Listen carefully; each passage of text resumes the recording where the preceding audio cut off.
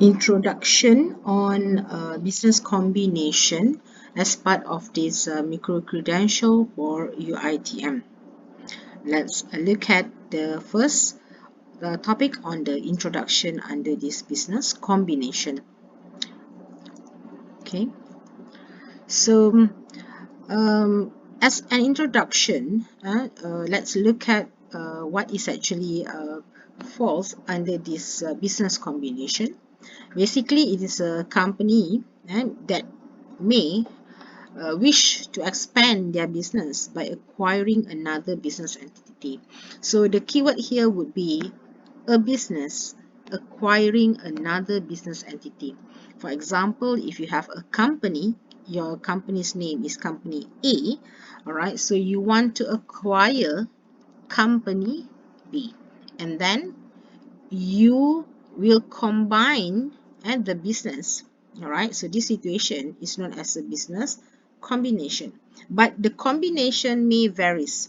Either you may A plus B, you become a bigger A, or A plus B will become another new company called as AB.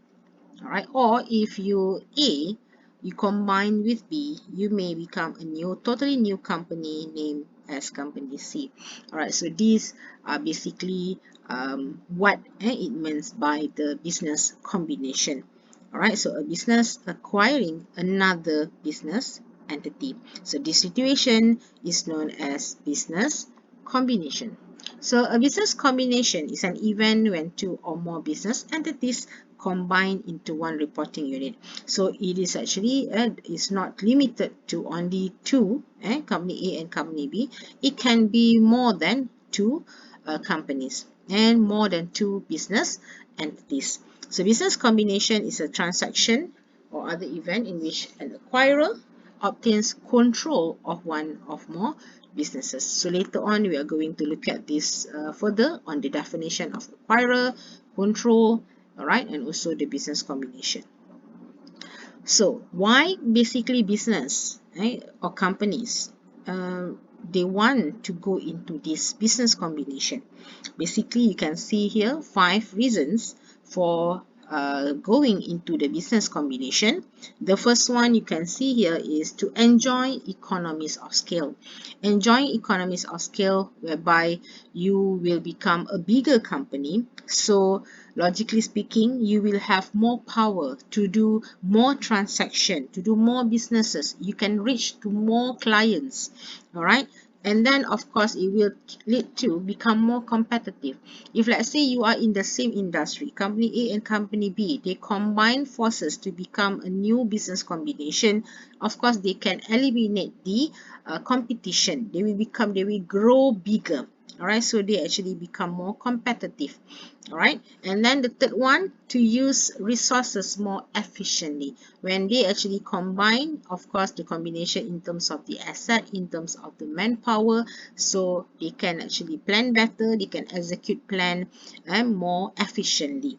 All right, and then the next one will be to raise additional finance. When they actually combine, normally it will include all the flow of capital, and they might issue new capital shares. And then if when you combine the business, they combine, become a bigger companies. All right, so of course they have more capabilities. They can actually go toward a financing institution. They can go to the bank, and then they can actually ask for additional basically loans, all right, or capital from those financial institution or banks, or even from the public.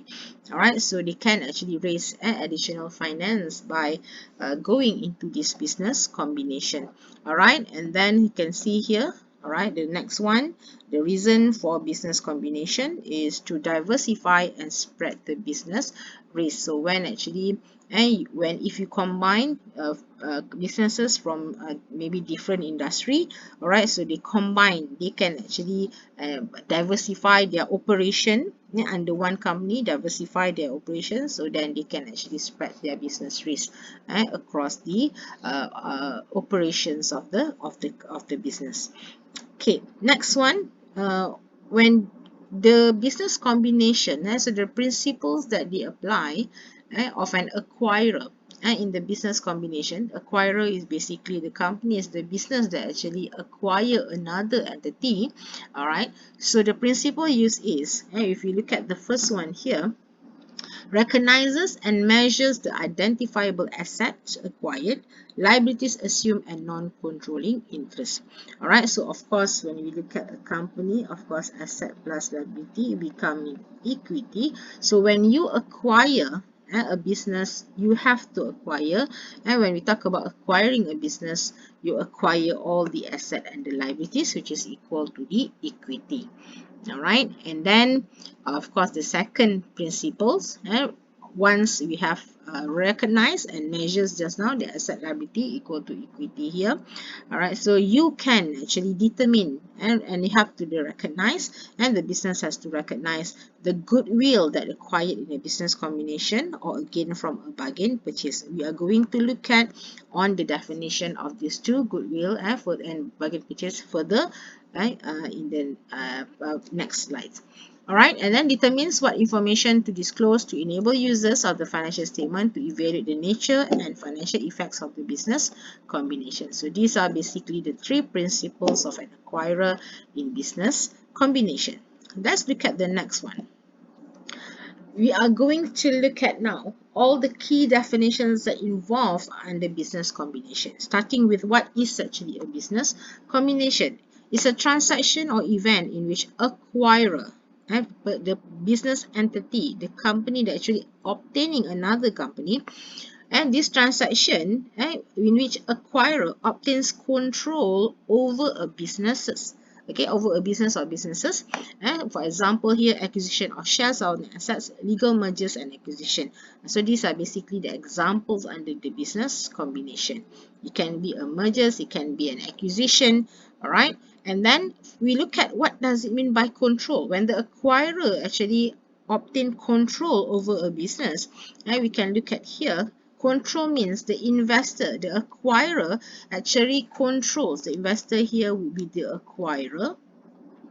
Controls an investee, the company that they actually acquired, when the investor is exposed or has right to variable returns from its involvement with the investee and has the ability to affect those returns through its power over the investee. Basically here, when they control more than 50%, they have the right to actually determine the how the business is going to be conducted, how much actually the investment to go into the operation, and then they can actually determine basically anything related to the management of the company. All right, and then when we look at the business, business is all the activities of the assets capable of being conducted and managed to provide returns such as dividends and cost savings. So business here, any entity that actually has an asset and running a business that can provide return in terms of dividends or cost saving. All right, so when acquirer, they go into this business combination, they have to prepare this, what we call as consolidated financial statements. So this financial statement is a group in which the asset, liabilities, equity, income, and expenses, these are the 5 elements of the financial statement. So these elements, including the cash flow of the parent and its subsidiaries, are presented as those of a single economic entity. So just now, remember when we talk about company A may acquire this company B. So when we look at it individually, this company, of course, each company has to provide their own financial statement, have to prepare their own financial statement. But when they go into this business combination, they have to prepare this one set, what we call as consolidated financial statement. Okay, for this consolidated financial statement will be considered as a single economic entity. The business combination, either A plus B become AB, so they have to prepare this For example, AB, they have to prepare this consolidated financial statement. All right, and for next, continue with the definition. Just now, we look at the consolidated financial statement, can see the word parent and subsidiary. This is basically, the parent is actually the acquirer. The entity or the acquirer that controls one or more entities. Okay, so because business combination does not limit, it's not only limited to only two entity or two businesses. It can be one acquirer acquiring two, three more companies. Okay, and then subsidiary, whoever that is being controlled by the entity, which is the investor, and controlled by the entity. So the subsidiary is the investee, or what we call as the subsidiary, those who is being controlled by the parent. So that what we call as the subsidiary. All right, and then so you can look at it further under MFRS 10. Of course, for this consolidated financial statement is governed by this Malaysian Financial Reporting Standard 10. Okay, and also Companies Act 2016. Okay, and then non-controlling interest. What does it mean? Because when we look at the parent here, the definition is referring to those the business entity that control the other entity. So, non-controlling interest is a portion of equity ownership in a subsidiary not attributable to the parent company, who has control interest, which is more than 50%. So, parent, of course, will have more than 50%, but less than 100%. But it may be 100%, but a parent present a non-controlling interest in its consolidated statement of financial position with the equity separate from the equity owners of the parent. So this one we are going to look at it further along the this syllabus. But basically, so NCI, what does it mean by NCI? So if the subsidiary here, they have 100% shares, okay, so parent acquire, let's say the parent acquire 80% of the shares. So this is the parent. So the balance, the remaining 20%, that is what we call as a simple explanation. The 20% is what we call as the non-controlling interest. So those shares that is not control owned by the parent is what we call as non-controlling interest. Means it is owned by other parties and other company or other individuals, the shareholders. Okay, all right, moving on to the next definition. We have this goodwill and bargain purchase. Remember just now we talked about when we do this business combination, when the acquirer, when the parent basically acquire this business, all right, they will acquire the asset liability, okay, of the investee or the subsidiary, and then of course due to that, and they will lead to a calculation of either when you acquire the asset, when you pay to acquire that, you may have either goodwill or bargain purchase. It's like a transaction when you do purchase, the normal purchase, you may have a gain or basically loss. Right, so here we talk about under business combination, and when they acquire and the investor acquire this business combination, they may have either a goodwill or bargain purchase out of that transaction of business combination. So let's look at the first one. Goodwill here is an asset representing the future economic benefit arising from other assets acquired in business combination that are not individually identified and separately recognized MFRS 3 and under MFRS 3 and capitalized as an asset. So basically, as a simple explanation, when the parent pay a purchase price, you pay a certain amount to acquire the shares of the investee. So you compare with the asset plus the liability that you acquire. If let's say what you pay is more from the value of that particular subsidiary, so that will lead to you have a goodwill, meaning that yeah, it looks like you are paying more than what the asset and liabilities, the worth of the subsidiary, but that shows that the value of that company that you acquire is actually more. That is what we call as a goodwill. You are paying for the premium of the goodwill of the subsidiary in that business combination transaction. All right, then what about the bargain purchase? The other, okay, so the the goodwill, if we are talk about goodwill, is about the premium that you have to pay basically when you acquire the business combination. But here it's like again you are paying basically less than the value of the subsidiary. So bargain purchase here, if you read here, the amount of which fair value of the subsidiary's net asset exceed the fair value of consideration transferred and shall be recognized in group profit or loss on acquisition date. So basically, if the acquirer pay the purchase price, or what we call here as the consideration transferred, and you compare with the asset and the liability that you acquire in the subsidiary, is actually less than the value of the asset and liability. Therefore, you have so-called gain, means that you are paying less than the value of what the subsidiary is supposed to be. All right, so then means you have a gain, you're paying less. But that is actually from the point of view of a business combination. Okay, it's like that's why you have to record it under this group profit or loss. Okay, so later on the technical part of this goodwill and bargain purchase, and we're going to look at on the next lecture. Okay, steps, 4 steps of acquisition method in business combination. So when the acquirer go to acquire this company or businesses, okay, under business combination, the first step you have to do is identifying the acquirer. Acquirer, of course, when you have acquirer, you have the acquiree. Acquirer would be those what we call as the parent. Okay, so you have to identify who is the parent here, who is the subsidiary here, who is the acquiree here. All right, and then the step 2, determining the acquisition date, because this is very important, because this is when you have to start preparing the consolidated statement.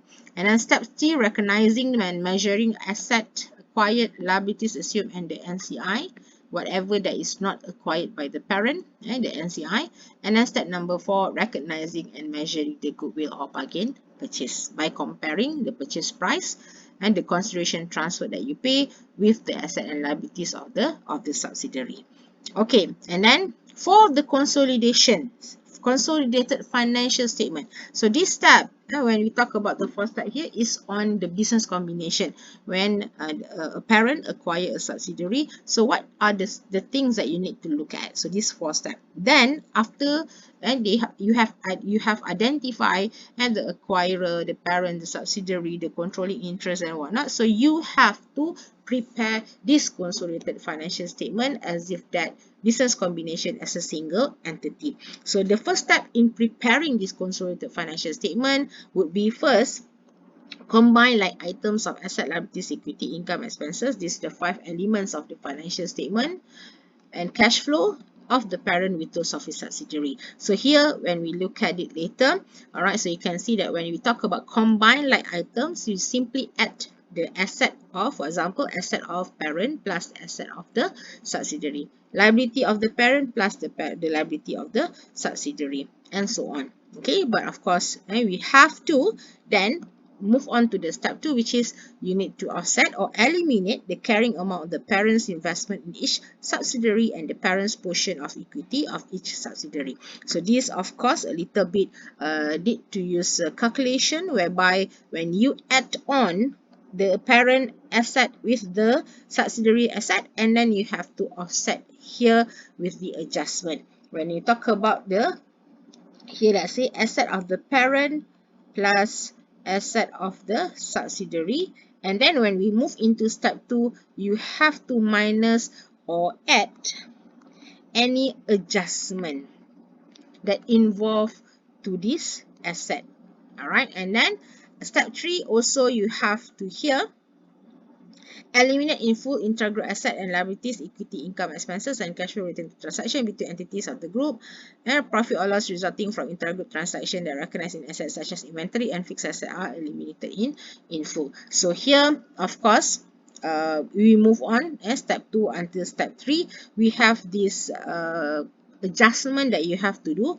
Here, for under step 2 here, you have to, of course, look at the portion of the subsidiary, the parents, how much actually the controlling interest, because remember, parent may control not 100%, Alright, because the other part will be under non-controlling interest. The portion of the shares that is not controlled by the parent is what we call as the NCI. So here you have to look at what is actually the amount based on the controlling interest, and then under step 3 you have to eliminate whatever transaction and that related to this intra-group transaction between the parent and the subsidiary, so you have to adjust. So all this is the technical part of it we are going to look at in the other next lectures.